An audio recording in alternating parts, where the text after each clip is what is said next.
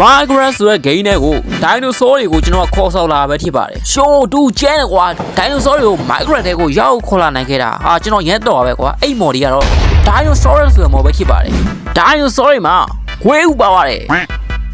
ကျွန်တော်ဘေးမှာရှိနေရတော့ဒါ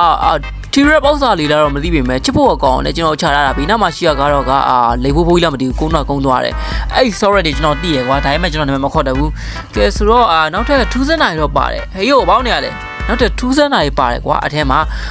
ဥရည်လည်းချလို့ရတယ်ကျွန်တော်တွေကဘလူးရွက်ဆိုကဒိုင်နိုဆောတွေကိုကျွန်တော်ကမွေးညူကြီးလည်းလုပ်လို့ရတယ်ကွာဒိုင်နိုဆောမှာဥရည်ပါဆိုတော့အခုရောပြီးမလား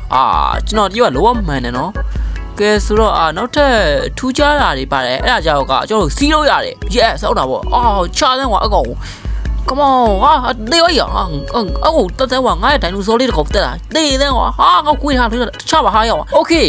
ကဲဆိုတော့ခေါင်းတို့ဒီမော့လိုချင်နေဆိုရင် Telegram channel မှာတင်ပေးထားရပေါ့နော်ဒါတော့မော့နေပြီပေါ့နော်ကဲဆိုတော့အားလုံးပဲတက်တာပါ